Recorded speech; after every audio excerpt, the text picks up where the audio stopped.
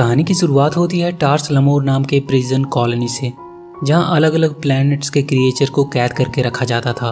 उन कैदियों से वो वहां क्रिस्टल माइनिंग का काम करवाते थे और उन कैदियों पर नजर रखने के लिए वहां बहुत तरह के रोबोट्स रखे हुए थे जो उन्हें कहीं भागने नहीं देते थे। वहां के सारे कैदी अलग अलग प्रजाति के थे, इसलिए वो एक दूसरे की लैंग्वेज भी नहीं समझ सकते थे। वहां डेल नाम का एक लड़का था जो हमेशा वहां से भागने की फिराक में रहता था। सारे रोबोट्स का हेड ड्रेडनॉक नाम का रोबो था। वो डेल से पूछ रहा था कि उसने जीरो फ्यूजिटिव को देखा क्या, वो उनके प्रिजन से भाग गया है। और वो डेल को टॉर्चर करके पूछने लगता है। दूर खड़ा जीरो ये सब देख रहा था। वो जाके पावर सोर्स को डिस्ट्रॉय कर देता है, जिससे ड्रेडनॉक की नज़र उसकी तरफ हो जाती है और डेल वहां से भाग पाता है। उसका पीछा वहां के रोबोट्स कर रहे थे और वो भागता जा रहा था। वो वहां काम करने वाली एक गाड़ी चुरा लेता है और वहां से भागने लगता है। इतने दिनों बाद उसे भागने का मौका मिला था। वो किसी तरह भी इस कैद से बस आज़ाद होना चाहता था, पर उसकी सारी हरकतें वहाँ का हेड डिवाइनर देख रहा था। वो सारे पावर्स को कट कर देता है, जिसकी वजह से वहाँ की ग्रेविटेशनल फोर्स कुछ ज़्यादा ही हो जाती है। डेल अपने मकसद के बस कुछ ही दूर था, पर ग्रेविटी की वजह से वो वापस से वहीं गिर जाता है। आगे हम देखते हैं वहाँ की हेड डिवाइनर की बेटी ग्वेन और डेडनॉक को, जो काइजन नाम के प्लैनेट के एक आदमी से मिल रहे थे। वो आदमी अपने प्लैनेट के क्रिमिनल्स को उन्हें बेच देता था ताकि वो उनसे माइनिंग करवा सके, पर इस बार वो एक बहुत छोटी स्पीसीज को लेके आया था। ग्वेन उससे कहती है कि अगर अगली बार उसने किसी यंग को यहाँ लेकर आया तो वो उसे माइनिंग पे लगा देगी। ड्रेडनॉक ग्वेन से कहता है तुम्हारे पिता तुम्हारी इस हरकत से खुश नहीं होंगे। डिवाइनर ग्वेन को फ्यूजिटिव जीरो का पता लगाने को कहता है। वो कहता है कि डेल उसके साथ मिलकर काम कर रहा है, तुम पता लगाओ कि फ्यूजिटिव जीरो कहाँ है, नहीं तो फिर ड्रेडनॉक अपने तरीके से पता करेगा। ग्वेन उससे कहती है इसकी जरूरत नहीं पड़ेगी, बस उसे थोड़ा टाइम चाहिए, और वो वहाँ से निकल जाती है। ग्वेन के वहाँ से जाने के बाद ड्रेडनॉक डिवाइनर से कहता है कि आप ग्वेन से हमारे मिशन की सच्चाई क्यों छुपा रहे हैं। डिवाइनर उससे कहता है कि अभी वो रेडी नहीं है हमारे मिशन के लिए, इसलिए उसे अभी नहीं पता चलना चाहिए कि हम यहाँ माइंस में क्या खोज रहे हैं। जब सही समय आएगा तो वो उसे बता देगा कि ये मिशन उनके लोगों के लिए कितनी जरूरी है। डेल अभी भी अपने प्रिजन से भागने की ही कोशिश कर रहा था, तभी उसे वहाँ किसी की आवाज़ सुनाई देती है। वो उससे कह रहा था कि तुम कभी हार नहीं मानने वालों में से हो। उसे पता नहीं चल रहा था कि कौन है जो उसकी लैंग्वेज में उससे बात कर रहा है। तभी वहाँ के रोबोट्स आकर उसे कहीं लेकर जाने लगते हैं। वो उसे ग्वेन के पास लेकर जाते हैं। ग्वेन उससे फ्यूजिटिव जीरो के बारे में पूछती है, पर वो कहता है कि उसे कुछ भी नहीं पता कि फ्यूजिटिव जीरो कौन है। ग्वेन उसे एक दिन का टाइम देती है उसे ढूंढने के लिए, उसके बाद वो उसे ड्रेडनॉक से नहीं बचा पाएगी। ग्वेन उसे बताती है कि fugitive zero last time north west क्रैवैश में देखा गया था, इसलिए वो अपनी खोज वहाँ से शुरू करे, उसे आसानी होगी। डेल कहता है पर वो जगह तो माइनिंग के बहुत नीचे कोर में है, वो कैसे कर पाएगा, पर ग्वेन अब कुछ नहीं कर सकती थी। डेल बाकी सभी माइनर्स के साथ वहां नीचे जाने लगता है। लिफ्ट में वो सेफ्टी वीडियोस देखता है कि कैसे वहां के खतरों से बचकर वहां काम किया जाता है। सेफ्टी के लिए दो लोग अपने पैरों को एक दूसरे से बांध लेते हैं। डेल का पैर एक बड़े से एलियन के साथ बन जाता है। वो अब नीचे पहुंच चुका था। उसके पैर से बंधा वो बड़ा एलियन देखता है कि वो काम नहीं कर रहा है। वो उसे उसकी माइनिंग गन देता है और वहां से जाने लगता है। डेल उसे एक पत्थर फेंक कर मारता है, जिससे वो बहुत गुस्सा हो जाता है। वो डेल की तरफ बढ़ता है। डेल माइनिंग गन उठा लेता है, पर वो गिर जाता है और उसकी गन चलने की वजह से वहाँ के पत्थर टूटने लगते हैं। वो बड़ा एलियन उसे पत्थर में दबने से बचाता है। तभी वो देखता है उन पत्थरों के पीछे एक बड़ा सा शिप पड़ा हुआ है। वो दोनों उसके अंदर जाते हैं। पूरी स्पेसशिप खाली पड़ी थी।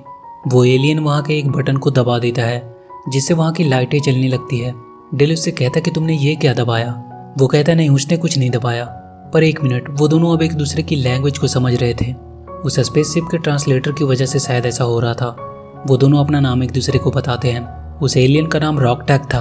उसकी आवाज़ से डेल को पता चलता है कि रॉक दिखने में भले ही बड़ा है, पर वो एक बच्चा है। तभी वहाँ फ्यूजिटिव जीरो आता है। वो उसे देखकर समझ नहीं पा रहे थे कि ये रोबोट्स है या कोई और क्रिएचर। तब जीरो उन्हें बताता है कि वो मेडुशन है, जो कि एक एनर्जी बेस्ड लाइफ फॉर्म है, और उसने ये सूट खुद से बनाया है। डेल जीरो से पूछता है कि वो उसका पीछा क्यों कर रहा था। वो बताता है कि वो उसे बहुत क्यूरियस लगा। जब उसे पकड़कर यहाँ लाया गया था तो वो भी बहुत क्यूरियस था। उन लोगों ने उसे एक वेपन की तरह यूज किया, पर एक दिन वो भागने में कामयाब रहा। जीरो बताता है कि वो किसी का भी दिमाग पढ़ सकता है, पर डिवाइनर को समझ नहीं पाया। उसे सिर्फ इतना पता चल पाया कि वो यहाँ किसी अनोखी चीज को ढूंढ रहा है। डेल जीरो से ये शिप उड़ाने को कहता है ताकि वो लोग यहाँ से भाग सके। जीरो कहता है कि शिप को रिपेयर करने के लिए एक इंजीनियर की जरूरत पड़ेगी। रॉक और डेल जैंकोम नाम के एक इंजीनियर से बात करते हैं। वो अपने साथ ट्रांसलेटर मशीन रखे थे, इसलिए वो उससे आराम से बात कर सकते थे। वो उन्हें यहाँ से निकलने के बारे में बताते हैं, पर उसे उस शिप को ठीक करने में उनकी मदद करनी होगी। जैंकोम मान जाता है। वो उन्हें शिप में ले जाते हैं। डेल उसे ये शिप एक दिन में ठीक करने को कहता है, रॉक कहता है इतनी भी जल्दी क्या है। तब जीरो उन्हें बताता है कि उसने डेल का दिमाग पढ़ा है, इसने डिवाइनर की बेटी से डील की है उसे पकड़ने की, नहीं तो वो लोग उसे मार देंगे।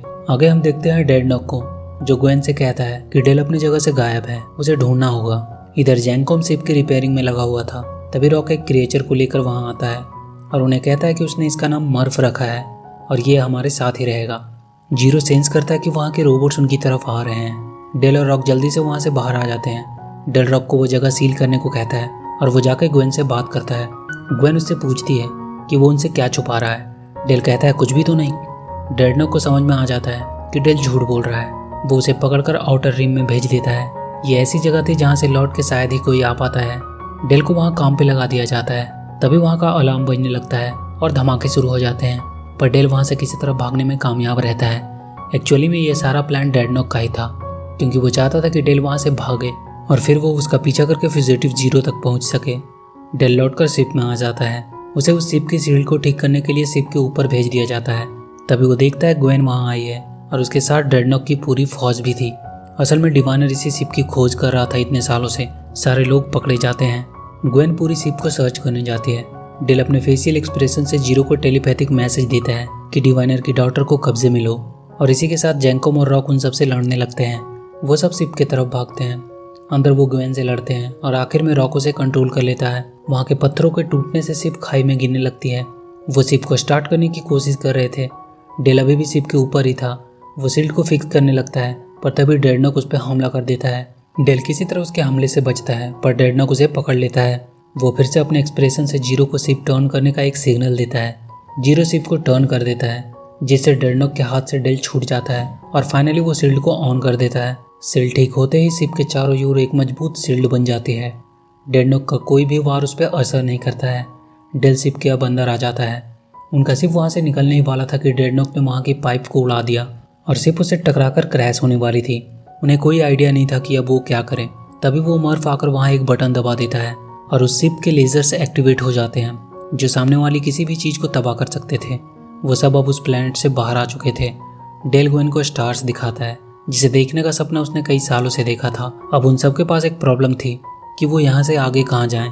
तभी उस शिप की एआई असिस्टेंट वहाँ पॉपअप होती है। वो उनसे कहती है कि वो स्टारफ्लीट की तरफ से उनकी ट्रेनिंग एडवाइज़र है। वो सब उसे देखकर हैरान थे। वो उन्हें बताती है कि उसका नाम कैथरीन जेनवे है और वो उनकी ट्रेनिंग एडवाइज़र होगी। उसे प्रोग्राम किया गया है प्रोटोस्टार क्रू के फेडरेशन स्पेस वापस जाने की जर्नी में असिस्ट करने के लिए। रॉक पूछता है कि ये फेडरेशन क्या है। तब जेनवे उसे पूछती है कि तुम्हारा कैप्टन कौन है और तुम लोग स्टारफ्लीट के क्रू हो और तुम्हें फेडरेशन के बारे में नहीं पता। डेल कहता है कि वो कैप्टन है और वो उससे झूठ बोलता है कि वो लोग स्टारफ्लीट के कैडेट्स हैं। वो एक बार जेनवे को फेडरेशन के बारे में फिर से एक्सप्लेन करने को कहता है। जेनवे उन्हें बताती है कि यूनाइटेड फेडरेशन ऑफ प्लैनेट अलग अलग प्लैनेट्स और स्पीसीज का ग्रुप है जो कि यूनिवर्स में इक्वलिटी और लिबर्टी को बनाए रखते हैं। ये फेडरेशन यूनिवर्स को एक्सप्लोर करती है ताकि नए नए स्पीसीज और उनके सिविलाइजेशन को ढूंढा जा सके और यूनिवर्स में पीस और फ्रीडम मेंटेन की जाए। जेनवे डेल से पूछती है कि कहाँ जाना चाहोगे आप। डेल मैप में एक जगह पॉइंट करके कहता है कि उन्हें वहाँ जाना है। जेनवे उसे वार्न करना चाहती थी, पर डेल कहता है वहाँ जाने का मैप सेट करो। जेनवे को कैप्टन की बात माननी पड़ती है। रॉक डेल से पूछता है कि हम कैडेट्स होने का झूठ क्यों बोल रहे हैं। जीरो कहता है हमें सच बता देना चाहिए, फेडरेशन हमारी सुरक्षा जरूर करेगा डिवाइनर से। पर डेल कहता है वो किसी फेडरेशन पे बिलीव नहीं कर सकता और उन्हें क्या पता ये फेडरेशन असलियत में कैसी है। क्या वो किसी अनजान स्पीसीज की मदद भी करेंगे। जब तक वो यहाँ हैं ये सिर्फ उनका है और वो जो चाहे अपने हिसाब से कर सकते हैं। ग्वेन को वो एक सेल में बंद कर देते हैं। ग्वेन उन्हें वार्न करती है कि उसके फादर उसे ढूंढते हुए यहाँ आएंगे, फिर वो बच नहीं पाएंगे। इधर डिवाइनर बहुत गुस्से में था। वो डेडनॉक को शिप तैयार करने को कहता है। वो उनके पीछे जाएगा। वो सब शिप को एक्सप्लोर कर रहे थे। डेल वहाँ का कमरा देखकर काफ़ी ज़्यादा खुश था। ऐसी लाइफ उसने बस अपने सपनों में ही देखा था। रॉक ग्वेन के लिए खाना लेके जाता है। रॉक ग्वेन से कहता है इतने सालों से वो लोग हमें ऐसे ट्रीट करते रहे, तुमने उन्हें रोकने की कोशिश क्यों नहीं की। ग्वेन कहती है उसके फादर ने मना किया था, कहा था कि ये सब क्रिमिनल्स हैं। रॉक कहता है वो क्रिमिनल नहीं है, उसने एक ही क्राइम किया है कि वो पकड़ा गया। वो उसे खाना देकर चला जाता है। शिप का अलार्म बजने लगता है। सब पता करते हैं कि हो क्या रहा है। जेनवे उन्हें बताती है कि हमें एक स्टार की ग्रेविटेशनल फोर्स अपनी तरफ खींच रही है। डेल जेनवे से कहता है कोई बात नहीं, वो लोग मैनेज कर लेंगे, और वो जेनवे की मदद लेने से मना कर देता है। वो जीरो को शिप टर्न करने को कहता है ताकि वो उस स्टार से दूरी बना सके, पर उस स्टार के ग्रेविटेशनल फोर्स को काउंटर करने के लिए उन्हें इंजन में शिप की सारी पावर चाहिए। जैंकॉम सारे पावर को मेन इंजन में डाइवर्ट कर देता है, जिसकी वजह से ग्वेन का सेल खुल जाता है। वो वहाँ से भागने की कोशिश करती है। वो वहाँ के वैक्यूम रेप्लिकेटर मशीन को एक शटल क्राफ्ट बनाने को कहती है, जिसकी मदद से वो वहाँ से भाग सके। मशीन एक शटल क्राफ्ट बनाने लगती है। डेल देखता है ग्वेन अपने सेल से गायब है। वो रॉक को उसे पकड़ने भेजता है। रॉक जाकर उसे रोकने की कोशिश करता है। वो दोनों लड़ने लगते हैं। शटल क्राफ्ट बस अब कंप्लीट ही होने वाला था। रॉक उसे रोकने की पूरी कोशिश कर रहा था। तभी ग्वेन वहाँ के ग्रेविटेशनल फोर्स को कम कर देती है, जिसकी वजह से सब फ्लोट होने लगते हैं। अब डेल के पास कोई रास्ता नहीं था। उसका शिप तेजी से स्टार की तरफ बढ़ रहा था। वो हेल्प के लिए जेनवे को बुलाता है। वो आकर ग्रेविटी को स्टेबलाइज करती है। रॉक ग्वेन को पकड़ लेता है। जेनवे शिप को स्टार में क्रैश होने से बचाने में उनकी मदद करती है। उनका शिप उस स्टार से दूर चला जाता है। ग्वेन को फिर से सेल में बंद कर दिया जाता है। डेल जेनवे को थैंक्स बोलता है कि उसने आज उन लोगों की जान बचा ली। डेल जेनवे को उन्हें उस शिप की सारी फंक्शनिंग सिखाने को कहता है। जेनवे कहती है अभी तो बस शुरुआत है। इधर डिवाइनर अपने शिप के साथ पूरी तरह से तैयार था। उन्हें उनकी शिप की ट्रेसिंग मिल चुकी थी और वो उन्हें ढूंढने के लिए निकल जाता है। जेनवे उन लोगों को उस शिप के बेसिक बताने लगती है और फिर उसने उन्हें वो बताया जो उन्हें चाहिए था, ऑटो पायलट। अब उन्हें किसी बात की टेंशन नहीं थी। वो शिप को ऑटो पायलट मोड में डालकर आराम से सोते थे। डेल डिवाइनर से जितना दूर हो सके चले जाना चाहता था ताकि वो कभी उन्हें दोबारा ना पकड़ सके। उसके शिप का अलार्म एक बार फिर से बजने लगता है। जेनवे बताती है कि उसका कंप्यूटर ने एक प्लैनेट को डिटेक्ट किया है जिसमें लाइफ होने की संभावना है। हमारे क्रू वहाँ रुकेगी और वहाँ के सैंपल इकट्ठा करेगी। पर डेल कहता है उसे कहीं भी रुकना नहीं है। तब जेनवे उसे बताती है तुम लोग स्टार फ्लीट के कैडेट्स हो और तुम्हारा काम ही है प्लैनेट डिस्कवर करना। अगर तुम नहीं माने तो वो फेडरेशन को रिपोर्ट करेगी। डेल कहता है इसकी कोई भी जरूरत नहीं है। वो लोग जाएंगे सैंपल इकट्ठा करने और फिर उनका शिप एक प्लैनेट पे लैंड करता है। जेनवे उन सबको ट्रैकिंग डिवाइस देती है और एक इमरजेंसी वेपन भी देती है ताकि मुसीबत में वो सब इसका इस्तेमाल कर सके। वो उन्हें वहाँ की एक सबसे मजबूत और शानदार कार दिखाती है जो उन्हें बहुत पसंद आती है। रॉक जेनवे से पूछता है कि तुम हमारे साथ नहीं आ रही हो। जेनवे कहती है होलोग्राम शिप के बाहर नहीं जा सकते। वो सब शिप से बाहर आ जाते हैं। जेनवे सबको साथ में ही रहने को कहती है, पर डेल अकेला ही वो कार लेके चला जाता है और चारों अकेले अकेले घूमने लगते हैं। इधर ग्वेन अपनी पावर की मदद से अपने हथियार को अपने पास बुलाती है और सेल को तोड़कर बाहर आ जाती है। जेनवे उसे रुकने को कहती है, पर उस शिप को वो अपने कंट्रोल में ले लेती है। वो जेनवे के प्रोग्राम को भी ओवरराइड कर देती है। उसे इस शिप के बारे में कुछ ज़्यादा ही नॉलेज थी क्योंकि उसके फादर ने बचपन से उसे इन्हीं सब चीज़ों के बारे में पढ़ाया था। ग्वेन अपना मैसेज अपने फादर तक पहुंचा देती है कि शिप उसके कंट्रोल में है। वो उन्हें अपना लोकेशन भी बता देती है। रॉक को थोड़ी दूर चलने पर छोटे छोटे जानवर दिखाई देते हैं। वो सब रॉक से आकर लिपट गए। जीरो को भी एक बड़ी सी वहाँ मशीन दिखाई देती है जिसके लिए वो कुछ ज़्यादा ही क्यूरियस था। डेल को चलते चलते वहाँ दो लोग दिखाई देते हैं। वो जाकर उनसे बात करने की कोशिश करता है। तभी वहाँ जेनवे आती है। वो डेल से कहती है तुम हमेशा से अपने पेरेंट्स को देखना चाहते थे, पर तुम्हें यह भी नहीं पता कि वो दिखते कैसे हैं। ये जगह तुम्हें वो सब दिखाती है जो तुम अपनी ज़िंदगी में पाना चाहते हो। क्या तुम यहाँ रहना चाहोगे? डेल कहता है, पर जेनवे तो शिप से बाहर नहीं आ सकती। कौन हो तुम? तब जेनवे डेल पे हमला कर देती है। डेल अपना इमरजेंसी वेपन यूज करता है और उससे बचकर वहाँ से बाहर निकलता है। ऐसा लग रहा था मानो ये पूरी प्लेनेट एक इल्यूजन है। वो सबको अपने वहम में फंसाकर मार डालते हैं। वो वहाँ से भाग जाता है ताकि अपने दोस्तों को बचा सके। ग्वेन शिप को टेक ऑफ करने वाली थी, पर उस प्लेनेट के वो खतरनाक पौधे शिप को जकड़ लेते हैं जिसकी वजह से वो शिप उड़ नहीं पाता है। जीरो भी उनके वहम में फंसने वाला था। तभी डेल आकर उसे वहाँ से बचाकर ले जाता है। वो रॉक की तरफ बढ़ते हैं। वो देखते हैं रॉक हंस रहा है और वो पौधे उसे जमीन के अंदर खींच रहे हैं। जीरो उसे पत्थर मार के जगाता है और उसे वो वहाँ से बाहर निकालता है। डेल उसे बताता है कि यहाँ कुछ भी रियल नहीं है। वो जैंकॉम को भी जाकर बचाते हैं और वो चारों अपने शिप की तरफ बढ़ जाते हैं। वो देखते हैं उनका शिप टेक ऑफ करने वाला है, पर वहाँ के पौधे पूरी तरह से शिप को जकड़ कर रखे हुए हैं। जेनवे ग्वेन से कहती है ये शिप अब गिरने वाली है, यहाँ से बाहर निकलो। ग्वेन भागकर एक शटल क्राफ्ट में बैठ जाती है। वो देखती है मर्फ भी वहीं है। शिप एक खाई में जाकर गिरती है, पर ग्वेन शटल क्राफ्ट के थ्रू उससे बाहर निकलने में सफल रहती है। वो मर्फ को भी अपने साथ ही बचाकर ले आती है। ग्वेन का एक पैर फ्रैक्चर हो जाता है। डेल उस पर गुस्सा करता है कि उसने शिप की चोरी करने की कोशिश की। तभी डेल की कार में जेनवे का एक मैसेज आता है कि शिप उनसे 10 किलोमीटर दूर सेफली लैंडेड है। वो जल्दी से उन्हें वहां पहुंचने को कहती है, पर उनके कार को भी तब तक वो पौधे निगल चुके थे। अब उन्हें शिप तक चलकर जाना था। जेनवे चल नहीं सकती थी, तो उसने अपने उस मैजिक हथियार से अपने पैरों को सहारा दिया और वो उनके साथ आगे बढ़ने लगी। वहाँ से कुछ दूर चलने पर उन लोगों को अजीब सी डरावनी आवाज़ें आ रही थी। जेनवे तब तक शिप को उन खतरनाक पौधों से मुक्त करवाने में लगी थी। वो सारे लोग उस जंगल में ही घूम रहे थे, पर अभी भी शिप उनसे 10 किलोमीटर दूर ही था। ऐसा लग रहा था मानो ये जंगल उन्हें गोल गोल ही घुमा रही है। तभी वो पौधे उन पर हमला कर देते हैं। ग्वेन एक लकड़ी के टुकड़े में आग लगाकर उनकी तरफ फेंकती है, जिससे वहाँ चारों तरफ आग लग जाती है। वो किसी तरह वहाँ से बचकर निकलते हैं। सब ग्वेन को थैंक्स बोलते हैं इसके लिए। तभी उन पे एसिड रेन होने लगती है। वो लोग अपने आप को किसी टूटे हुए शिप में जाकर बचाते हैं। वो सब बैठकर डिस्कस कर रहे थे कि उन्होंने उस प्लेनेट में अपने इल्यूजन में क्या देखा, पर डेल किसी से नहीं बता रहा था कि उसने क्या देखा। जीरो कहता है कि इसने अपने पेरेंट्स को देखा। डेल वहाँ से उठकर चला जाता है। ग्वेन उसके पास जाती है। वो डेल को आज के लिए सॉरी बोलती है। डेल उसे स्टार्स दिखाता है। तब डेल को आइडिया आता है कि स्टार्स फिक्स होते हैं, ये अपनी जगह नहीं बदलते, मतलब इनको फॉलो करते हुए वो अपनी शिप तक पहुंच सकते हैं। वो बाकी सबको बताते हैं और स्टार्स को फॉलो करते हुए आगे बढ़ने लगते हैं। तभी उन्हें ड्रेडनॉक दिखाई देता है। वो उन्हें पकड़ने लगता है। ग्वेन उन सबको वहाँ से भगाती है। ड्रेडनॉक ग्वेन के पैरों पे अटैक करता है, जिससे वो गिर जाती है। बाकी सारे लोग भागने लगते हैं। वो ड्रेडनॉक से बचने के लिए वहीं छुप जाते हैं। ग्वेन वहीं गिरी पड़ी थी। वो पौधे अब उसे जकड़ने लगे थे।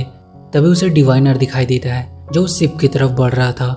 ग्वेन अपने फादर से उसे बचाने को कहती है, पर ग्वेन से ज़्यादा जरूरी उसके लिए वो शिप थी। वो ग्वेन को मरने के लिए छोड़कर शिप की तरफ बढ़ जाता है। पर ये क्या, ये तो डिवाइनर का इल्यूजन था। वहाँ कोई भी शिप नहीं थी। डेल अपने दोस्तों के साथ अपने शिप में वापस आ जाता है। डेल जाने से पहले ग्वेन को भी रस्सी के सहारे वहाँ से उठाकर शिप में ले आता है। ग्वेन उन्हें थैंक्स बोलती है और वो लोग अब उस प्लेनेट से बाहर निकल जाते हैं। ड्रेडनॉक डिवाइनर को बताता है कि ग्वेन ने उन्हें धोखा दिया है। डिवाइनर इतनी जल्दी उन्हें छोड़ने वाला नहीं था। वो अब भी उनके शिप का पीछा कर रहा था। उनके शिप को स्पीड चाहिए थी ताकि वो डिवाइनर की शिप से पीछा छुड़ा सके। जीरो बताता है कि इस शिप का नाम प्रोटो स्टार है, क्योंकि इसके अंदर एक बेबी स्टार जितनी पावरफुल इंजन है, पर उसे ऑन करना हम में से किसी को नहीं आता है। डिवाइनर उन्हें सरेंडर करने को कहता है। ग्वेन उसे कहती है कि तुमने मुझ में और शिप में अपने शिप को चुना। अब वो उसे दिखाएगी कि वो क्या कर सकती है, और वो प्रोटो स्टार इंजन को ऑन कर देती है, जिसकी वजह से उनकी स्पीड कई गुना तेज हो जाती है और वो डिवाइनर की नज़रों से बहुत दूर चले जाते हैं। वो लोग अब यूनिवर्स में बहुत दूर आ चुके थे। प्रोटो स्टार इंजन भी अब बंद हो गया था। जेनवे मैप कोर्स देखकर शॉक में थी। वो लोग 4000 लाइट ईयर आगे आ चुके थे। इतना फास्ट कोई स्टारशिप कैसे हो सकता है। जैंकॉम, रॉक और जीरो डेल से कहते हैं कि उन्हें फेडरेशन के पास वापस चले जाना चाहिए। वो लोग ऐसे ही यूनिवर्स में कब तक फ्लोट करते रहेंगे। डेल कहता है क्या पता वो लोग हमें अरेस्ट कर लें, पर वो लोग कह रहे थे कि शायद वो हमारी मदद कर सकते हैं। डेल कहता है इसके लिए सबकी सहमति की ज़रूरत होगी, यहाँ तक कि मर्फ की भी सहमति होनी चाहिए। वो सब मर्फ को ढूंढने लगते हैं। मर्फ एक बहुत ही बर्फीली पहाड़ियों के ऊपर ठंड से कांप रहा था। जैंकॉम एक केबिन खोलकर देखता है, मर्फ वहीं था। पर यह जगह है क्या चीज़, यहाँ सब कुछ इतना रियल कैसे है। वो जेनवे से पूछते हैं। वो उन्हें बताती है कि ये होलोग्राफिक सिमुलेशन रूम है, इसमें हजारों यूनिक प्रोग्राम हैं। तुम इसमें वो सब चीज़ें फील कर सकते हो, मानो सब कुछ सच में रियल हो। जेनवे उन्हें स्काई डाइविंग का एक्सपीरियंस करवाती है। वो उन्हें और भी तरह तरह के रियल गेम्स के भी एक्सपीरियंस करवाती है। डेल एक कोबायाशी मोरू नाम के ऑप्शन के बारे में जेनवे से पूछता है। वो उसे बताती है कि ये एक एडवांस ट्रेनिंग मॉड्यूल है जो कि बेस्ट कैप्टन का टेस्ट लेती है। रॉक देखता है मर्फ वहाँ रखे फोटोन ग्रेनेड्स को खा रहा है। वो उसे रोकने की कोशिश करता है, पर तब तक वो सारा खा चुका था। जीरो ग्वेन से जाकर पूछता है कि तुम इतनी सैड क्यों हो। ग्वेन उसे बताती है कि जो उसके फादर ने उसके साथ किया उसे समझ नहीं आ रहा कि उन्होंने ऐसा क्यों किया। कैसे कोई एक स्टारशिप के बदले अपनी बेटी को छोड़ सकता है। वो बहुत अकेला महसूस कर रही है। जीरो उसे समझाता है कि वो भी एक वक्त बहुत अकेला महसूस करता था जब उसके फादर ने उसे पकड़ा था, पर उसके बाद वो अपने दोस्तों से मिला और उसने जीने का नया पर्पस ढूंढ लिया। वैसे ही तुम्हें भी जरूर कोई नया पर्पस मिल जाएगा उन लोगों के साथ रहकर। अब हमें 17 साल पहले का सीन दिखाया जाता है, जहाँ ड्रेडनॉक डिवाइनर से कह रहा था कि आप दिन पर दिन कमज़ोर होते जा रहे हैं। अब उसे नहीं लगता कि वो लोग उस प्रोटो स्टार को ढूंढ पाएंगे। डिवाइनर कहता है कि वो अपनी प्रजाति में अकेला ही बचा है और वो ऐसे ही इसे खत्म नहीं होने देगा। वो ड्रेडनॉक को अपने खून से उसे एक अपनी संतान बनाने को कहता है और तब जाकर ग्वेन उस दुनिया में आती है। डेल उस टेस्ट को ट्राई करना चाहता था ताकि वो भी सबको प्रूव कर सके कि वो कितना अच्छा कैप्टन है। कंप्यूटर उसे उसके टेस्ट में बाकी एक्सपर्ट क्रू को उसके साथ ऐड कर देता है। डेल को अपने शिप को चारों तरफ से घिरे हुए दुश्मनों से बचाना था, पर डेल इस टेस्ट में बुरी तरह फेल होता है। उसका स्कोर बहुत बुरा रहा। ग्वेन और जीरो जाकर प्रोटोस्टार का इंजन देखते हैं। ग्वेन कहते हैं कि उसके फादर को ऐसी पावरफुल इंजन वाली शिप क्यों चाहिए। वो दोनों जाकर जेनवे से पूछते हैं कि शिप के खोने से पहले इसका पर्पस क्या था, पर जेनवे को इसके बारे में कोई जानकारी नहीं थी। ऐसा लग रहा था कि उसके डाटा को वहां से हटा दिया गया है। तभी रॉक वहां आता है और जीरो से पूछता है कि क्या हो अगर कोई फोटोन ग्रेनेड खा ले। जीरो कहता है वो ब्लास्ट होकर गामा रेज में बदल जाएगा। रॉक भागता हुआ मर्फ के पास पहुंचता है। वो देख रहा था कि कहीं मर्फ भी ब्लास्ट ना हो जाए, पर मर्फ पे उसका कोई असर नहीं हुआ, वो सही सलामत था। ग्वेन जेनवे के हिडन डेटा को ढूंढने की कोशिश कर रही थी। वो उसके डेटा को रिकवर कर लेती है। तब जेनवे को पता चलता है कि ये उसका पहला मिशन नहीं है, पर वो डेटा अभी भी पूरी नहीं थी। डेल और उसके दोस्तों को तब तक उस शिप की एक खास बात पता चल गई थी। उन लोगों को वहाँ ट्रांसपोर्टेशन रूम मिलता है जिसके थ्रू वो किसी भी चीज को वो वहाँ से टेलीपोर्ट करके दूसरी जगह भेज सकते थे। वो लिविंग सब्जेक्ट पे इसका टेस्ट करना चाहते थे। इसके लिए उन लोगों ने मर्फ को चुना और उनका ये टेस्ट बिल्कुल सक्सेसफुल रहा। उन्हें बाहर से किसी की मदद मांगने का मैसेज आया। वो कह रहे थे कि उसे अर्जेंट ट्रांसपोर्ट की जरूरत है। डेल इसे पहचानता था। इसका नाम डेमन नैंडी था, जिसने डेल को पाल पोस कर बड़ा किया था। वो लोग टेलीपोर्ट होकर नैंडी के शिप में पहुंचते हैं। नैंडी उसे गले लगा लेती है और कहती है कि उसने उसे कई सालों तक ढूंढा। वो उन लोगों को डेल का कमरा दिखाती है। ग्वेन को वहाँ एक क्लोकिंग डिवाइस मिलता है जिसकी मदद से वो अपने शिप को इनविजिबल बना सकते हैं। अगर ये उन लोगों को मिल गई तो वो लोग कभी भी डिवाइनर की पकड़ में नहीं आ पाएंगे। नैंडी डेल से एक डील करती है कि वो उन्हें वो क्लोकिंग डिवाइस दे देगी, पर इसके बदले में उन्हें उसकी थोड़ी मदद करनी होगी। वो उसे एक प्लैनेट के बारे में बताती है जहाँ अभी तक कोई भी एलियन नहीं गया है। वो चाहती है कि वो लोग वहाँ से रेमालाइट क्रिस्टल लाने में नैंडी की मदद करे। उसे वहाँ की सिर्फ एक क्रिस्टल चाहिए। डेल किसी तरह अपने बाकी सभी दोस्तों को मना लेता है। जेनवे उसे जाने से पहले वार्न भी करती है। वो सब उस प्लैनेट पे पहुंच जाते हैं। वहाँ की ज़मीनें हिलने लगती है। ऐसा लग रहा था जैसे कोई रेत का तूफान आया हो। वो लोग अपने आप को सरेंडर करने का मैसेज उन्हें देते हैं। तब जाकर वो तूफान थमता है। उन्हें आगे बढ़ने का रास्ता दिखाया जाता है। वो सब उस सुरंग की तरफ बढ़ते हैं। वो अंदर ही अंदर चले जा रहे थे। वहाँ वो सब एक बहुत गहरी सुरंग में गिर जाते हैं। नीचे उन्हें बहुत से रेमालाइट क्रिस्टल चमकते हुए दिखाई देते हैं। एक चमकती हुई रूह भी उन्हें दिखाई देती है। वो उन्हें कुछ बताना चाह रहे थे। तभी नैंडी एक क्रिस्टल को लेकर भागने लगती है। वो जगह टूटने लगती है। सब वहाँ से बाहर की तरफ भागते हैं।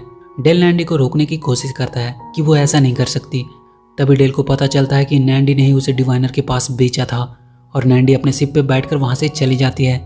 वो सब भी टेलीपोर्ट होकर अपने शिप में आ जाते हैं। डेल ने अपना ट्रैकर उस क्रिस्टल पे लगा दिया था और उसी की मदद से वो उसे टेलीपोर्ट करके वापस से उसे उसके सही जगह पे पहुंचा देता है। डेल बहुत गिल्टी महसूस कर रहा था। नैंडी उसके साथ ऐसा कैसे कर सकती है, वो तो उसके बेटे जैसा था। ग्वेन उसे समझाती है कि इसमें उसकी कोई गलती नहीं। समय के साथ हमें पता चलता है कि कौन अपना है और कौन पराया। इसी बात से नाराज होकर नैंडी डिवाइनर से बात करती है और उसे उनके शिप के लोकेशन का कोऑर्डिनेट्स भेज देती है। ड्रेडनॉक डिवाइनर से कहता है कि वो लोग काफी आगे निकल चुके हैं। उन्हें पकड़ने में उनके शिप को कई महीने लग जाएंगे। डिवाइनर कहता है अगर हमें उनका लोकेशन पता है तो और भी कई तरीके हैं जिससे वो उन्हें अपनी प्रेजेंस बता सकता है और वो उनके शिप के व्हीकल रेप्लिकेटर को ओवरराइड करके अपना एक रोबोट बनाने लगता है। उनका शिप एक टाइकोन स्टॉर्म से होकर गुजरने वाला था। जैंकोम प्रोटोस्टार इंजन को ठीक करने में लगा हुआ था। तभी अचानक से इंजन में एनर्जी फ्लक्चुएशन होती है और उससे पिंक कलर का एक लेयर निकलता है जो सबके पास से गुजरता है। सब हैरान थे कि ये क्या हुआ। जेनवे जैंकोम को बताती है कि कंप्यूटर के हिसाब से उसके अलावा और कोई भी इस शिप पे नहीं है। ये कैसे हो सकता है। इंजन का कोर ब्रीच होने वाला था। जैंकोम तेजी से उसे ठीक करने की कोशिश करने लगता है।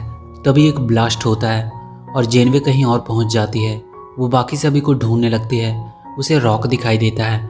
रॉक जेनवे से कहता है कि बाकी सब कहाँ हैं। उसे यहाँ कोई भी नहीं मिल रहा है। जेनवे देखती है रॉक के पास सब कुछ बहुत स्लोमो में हो रहा है। जेनवे रॉक को बताती है कि जब हमारा शिप उस टाइकोन स्टॉर्म से गुजरा तो वहाँ कुछ अनयूजुअल हुआ। सबके सब सेम शिप में हो पर अकेले अकेले डिफरेंट टाइम जोन में और सब अलग अलग स्पीड से मूव कर रहे हो। जेनवे रॉक से कहती है कि तुम्हारे पास 10 मिनट हैं। तुम्हें इंजन को कोर ब्रीच होने से रोकना होगा, पर तुम्हारे जोन में टाइम बहुत स्लो है, इसलिए 10 मिनट तुम्हारे लिए कई साल के बराबर होगा। वो रॉक को इंजन के टेक्निकल टर्म्स बताने लगती है। रॉक को समझ में कुछ भी नहीं आ रहा था। वो बहुत डरा हुआ था। वो अपना कान बंद कर लेता है और कंप्यूटर से जेनवे को बंद करने को कहता है। जेनवे वहाँ से अब जीरो के पास पहुँचती है। जीरो को सब कुछ पता था। वो जेनवे से पूछती है कि रॉक का टाइम उससे स्लो है या फास्ट। जेनवे बताती है कि रॉक का टाइम उससे बहुत स्लो है। जीरो को अब समझ में आ चुका था कि वो लोग ऑसिलेटिंग टाइम में फंस गए हैं। वो जेनवे को बताता है कि टाइम एक साइन वेव की तरह काम करता है। जो ब्लास्ट के सबसे करीब था जैसे कि जैंकोम, उसका टाइम सबसे फास्ट था और उसके बाद रॉक जिसका सबसे स्लो, और रॉक के बाद जीरो है। मतलब उसके पास अब ज़्यादा टाइम नहीं बचा है। तभी इंजन के कोर ब्रीच होने का अलार्म बजने लगता है। जीरो एक वार्प मैट्रिक्स का डिजाइन तैयार कर रहा था जिसकी मदद से इंजन के फ्रैक्चर को कंट्रोल किया जा सकता था, पर उसके पास टाइम नहीं था। इसलिए वो जेनवे के साथ वो डिजाइन किसी और के पास भेजता है ताकि वो इसकी मदद से वार्प मैट्रिक्स बना सके और इंजन को बचा सके। जेनवे डेल के पास पहुंचती है। वो अभी भी गेम खेलने में बिजी था, उसे पता ही नहीं था कि हुआ क्या है।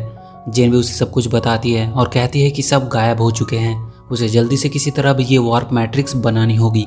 डेल वैकल रेप्लिकेटर से उसे बनाने का सोचता है, पर वो भी काम नहीं कर रहा था। किसी ने उसमें बहुत बड़ी फाइल लोड की हुई थी। जेनवे बताती है कि टाइम एनामोली के चलते ये रेप्लिकेटर काम नहीं कर रहा है, उसे जल्दी से कुछ और सोचना होगा। डेल वहीं के कुछ सामानों का यूज करके एक वार्प मैट्रिक्स बना देता है। वो जल्दी से इंजन रूम में उसे लगाने पहुंचता है, पर उसके पास उसका कपलर नहीं था। जेनवे उस मैट्रिक्स को लेकर ग्वेन के पास पहुंचती है। ग्वेन कपलर ढूंढने लगती है, पर उसे मिल नहीं रही थी। तभी वो देखते हैं कि वहाँ के वैकिल रेप्लिकेटर ने ड्रेडनॉक जैसा ही एक रोबोट बनाया है जो उनकी तरफ आ रहा है। ग्वेन समझ जाती है उसके फादर का ही काम है। जेनवे बताती है कि उसका टाइम जो नॉर्मल के काफी करीब है, इसलिए उसका रेप्लिकेटर काम कर रहा है और बाकी किसी का भी काम नहीं कर रहा है। वो रोबोट अब अंदर आ चुका था। ग्वेन उस पर हमला करती है, पर यह उसके लिए काफी नहीं था। वो कुछ कोड्स डालकर जेनवे के फाइल्स को ही इरेज कर देता है। वो ग्वेन से कहता है कि वो इस शिप को डिवाइनर के पास ले जाएगा। ग्वेन कहती है बहुत जल्द शिप एक्सप्लोड होने वाली है, तुम कभी इसे नहीं ले जा पाओगे। तभी वो रोबो वहां से एक कपलर निकालता है और ग्वेन को वहीं बंद करके उस वार्प मैट्रिक्स को लेकर इंजन रूम में पहुंचता है। वो प्लग लगाने ही वाला होता है कि ग्वेन इंजन के पीछे का डोर खोल देती है और वो रोबो शिप से बाहर गिर जाता है, पर इसमें उसका वार्प मैट्रिक्स भी बाहर गिर जाता है। आगे हम रॉक को देखते हैं जो कि अपने बहुत ही स्लो टाइम जोन में बिल्कुल अकेला था। उसे ग्वेन का एक मैसेज आता है। वो उससे कहती है कि तुम सबको बचा सकते हो। वो उसे वार्प मैट्रिक्स का डिजाइन भेजती है और कपलर कहाँ मिलेगा ये भी बताती है। रॉक कहता है पर वो ये सब के बारे में कुछ भी नहीं जानता, वो ये सब नहीं कर पाएगा। ग्वेन कहती है कि उन सबको उस पर विश्वास है, वो कर सकता है। जेनवे फिर से रॉक के पास आ जाती है। वो रॉक से पूछती है कि वो वापस कैसे आ गई। रॉक कहता है कि उसने उसके प्रोग्राम को वापस से सही कर दिया। उसे ये करने में 276 ट्राई लगे। रॉक ने वार्प मैट्रिक्स भी बना लिया था। जेनवे उसे इंजन रूम में ले जाती है और रॉक के प्लग लगाते ही वापस से वो पिंक लेयर निकलता है और सब वापस से एक शिप में आ जाते हैं। सब रॉक को देखते ही उसे गले लगा लेते हैं। ग्वेन रॉक से पूछती है कि तुमने ये सब कैसे किया। रॉक उन्हें बताता है कि वो उसके इंस्ट्रक्शन को फॉलो करता गया और उसने अपने आप को क्वांटम साइंस, कंप्यूटर इंजीनियरिंग और बहुत सारा मैथ सिखाया। उसने सिर्फ अपने दोस्तों को पाने के लिए इतना सब कुछ किया था। जेनवे उनसे कहती है कि अब तुम लोग एक स्टार फ्लीट के क्रू बन चुके हो जो किसी भी मुसीबत का साथ मिलकर सामना कर सकते हैं। सब लोग रॉक के काम की तारीफ कर रहे थे। डिवाइनर का भेजा हुआ रोबोट भी वही था जो मशीन के खराब होने की वजह से पूरी तरह नहीं बन पाया था। तभी दिल से वो रोबोट गिर जाता है और उसमें से वो लोग डिवाइनर का एक मैसेज देखते हैं जो उसने उन्हें भेजा था। वो कह रहा था कि उनके पास एक दिन का टाइम है। अगर वो लोग प्रोटोस्टार को उसे लौटा देते हैं तो वो वहाँ कैद सभी माइनर्स को छोड़ देगा। अगर वो लोग ऐसा नहीं करते हैं तो इसका खामियाजा भी उन बेकसूर माइनर्स को ही भुगतना होगा। सब आपस में डिस्कस कर रहे थे कि उन्हें क्या करना चाहिए।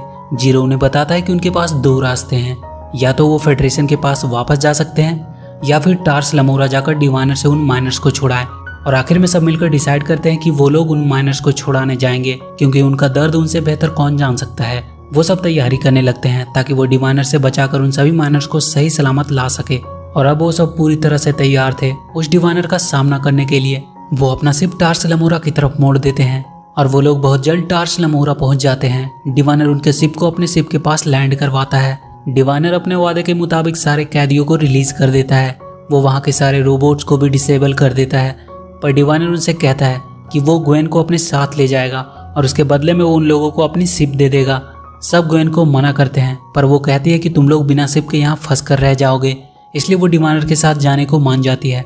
डिवाइनर उनका शिप और ग्वेन को लेकर वहाँ से चला जाता है। वो प्रोटोस्टार के कमांड को अपने कब्जे में ले लेता है, पर जाते जाते वो अपने शिप के पावर जनरेटर को डिस्ट्रॉय कर देता है, जिसकी वजह से वहाँ का एटमॉस्फेरिक शील्ड डिसेबल हो जाता है और ग्रेविटी वहाँ खत्म हो जाती है। सारे लोग ऊपर फ्लोट करने लगते हैं। सब एक दूसरे को बचाने की कोशिश करते हैं। डिवाइनर ड्रेडनॉक को फेडरेशन की तरफ शिप को जल्दी ले जाने को कहता है। ग्वेन उससे पूछती है कि उसका मकसद क्या है, वो क्या करना चाहता है, क्यों उसके लिए उसकी बेटी से बढ़कर यह शिप जरूरी था। डिवाइनर कहता है वो अपने फर्ज से बंधा हुआ है और वो इसके बीच किसी को भी नहीं आने दे सकता। ड्रेडनॉक डिवाइनर से कहता है फेडरेशन तक जाने के लिए उसे प्रोटोस्टार का मेन इंजन ऑन करना होगा, पर उसका प्रोटोकोर वहाँ से गायब है। वो उसे अपने साथ लेकर चले गए हैं, उन्होंने हमें धोखा दिया है। वो लोग प्रोटोकोर को मर्फ के अंदर छुपा कर ले गए थे। अब उनका प्लान स्टार्ट होता है। वो अपना लाया हुआ सूट पहन लेते हैं ताकि बिना ग्रेविटी के भी वो बाकी सभी लोगों को बचा सके। वो जीरो के जैसा एक और सूट बनाकर लाए थे जिसमें वो लोग मर्फ को छुपा कर रखे हुए थे, जिसके पास प्रोटोकोर था। डेल बाकी सभी लोगों को शिप में जाने को कह रहा था। रॉक और जेंकम इंजन रूम में जाते हैं ताकि वो पावर जनरेटर को फिर से ठीक कर सके, पर तभी वहाँ के रोबोट्स फिर से एक्टिव हो जाते हैं। वो दोनों किसी तरह उनसे बचकर इंजन रूम में पहुँचते हैं। रॉक जल्दी से पावर जनरेटर को ठीक करने लगता है और जेंकम तब तक उन रोबोट्स को संभालता है।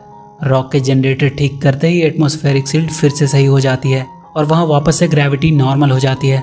डेल देखता है डिवाइनर फिर से उनके पास आ रहा है। तभी ड्रेडनॉक वहाँ आता है और उनके प्रोटोकोर को छीनने लगता है, पर तब तक वहाँ के सारे माइनर्स एक साथ हो चुके थे। अब वो एक दूसरे की भाषा भी समझ सकते थे क्योंकि उनके पास यूनिवर्सल ट्रांसलेटर जो था। वो सब मिलकर ड्रेडनॉक को मार देते हैं, पर वो प्रोटोकोर को डिवाइनर के पास भेजने में सफल रहता है। डेल सबको जल्दी से शिप में बैठने को कहता है। वो लोग डिवाइनर के पीछे जाएंगे और वो डिवाइनर का शिप लेकर निकल जाते हैं। डिवाइनर अब स्टारफ्लीट की तरफ जाने वाला था। तब तक वो देखता है ग्वेन वापस से जेनवे को सही कर देती है और इस बार वो उसे अपग्रेड भी कर देती है। अब वो किसी को मार भी सकती थी और वो बहुत जल्द डिवाइनर को हरा देती है। डिवाइनर ग्वेन को कहता है कि प्लीज ऐसा मत करो, वो अभी भी अपने लोगों को बचा सकती है। ग्वेन अब पूरी सच्चाई जानना चाहती थी। डिवाइनर सिमुलेशन रूम में ग्वेन को अपने प्लेनेट सोलम को दिखाता है। ग्वेन को वो बताता है कि वहाँ स्टारफ्लीट के आने के बाद उनके बीच सिविल वार शुरू हो गया और उनका प्लेनेट पूरी तरह से बर्बाद हो गया। वो ग्वेन से कहता है कि वो टाइम के पीछे जाकर पूरे स्टारफ्लीट को खत्म कर देगा और इससे उनका प्लेनेट कभी बर्बाद नहीं हो पाएगा। डेल टेलीपोर्ट होकर वहाँ से उनके शिप में चला जाता है। ग्वेन डिवाइनर से कहती है कि वो उसकी इस हैवानियत में उसका साथ नहीं दे सकती। तभी वहाँ डेल आ जाता है। डिवाइनर उसे अपने पावर से बांध देता है। ग्वेन भी डिवाइनर से लड़ नहीं सकती थी। डिवाइनर देखता है जीरो वहाँ आया है। जीरो कहता है कि उसने उसे एक हथियार की तरह यूज किया। अब वो उसे दिखाएगा कि वो क्या चीज है। जीरो अपना सूट खोलकर फेंक देता है। वो एक अजीब सी रोशनी में बदल जाता है। डिवाइनर उससे तड़पने लगता है। डेल ग्वेन को उसकी तरफ देखने से मना करता है, पर डेल के शर्ट में लगे ट्रांसलेटर में ग्वेन उसकी रिफ्लेक्शन देख लेती है और वो वहीं बेहोश हो जाती है। डेल जीरो को ये सब रोकने को कहता है। जीरो रुक जाता है। डिवाइनर की हालत पूरी तरह से खराब थी। जीरो बहुत गिल्टी महसूस कर रहा था कि उसकी वजह से ग्वेन की ये हालत हुई। सारे लोग अब वहाँ आ जाते हैं। डिवाइनर को वहीं टार्स लमोरा में कैद कर दिया जाता है। कुछ दिन बाद ग्वेन भी ठीक हो जाती है। बस उस टाइम की मेमोरी उसकी लॉस हो चुकी थी और अब सारे लोग अपने प्रोटोस्टार को स्टारफ्लीट की तरफ रवाना कर लेते हैं। स्टारफ्लीट के लोग भी सेंसर में अपने खोए हुए प्रोटोस्टार को डिटेक्ट करते हैं और उनका एक शिप उन्हें ढूंढने को निकल जाता है। वीडियो अगर अच्छी लगी तो प्लीज़ चैनल को सब्सक्राइब करके बेल आइकन जरूर दबा लें।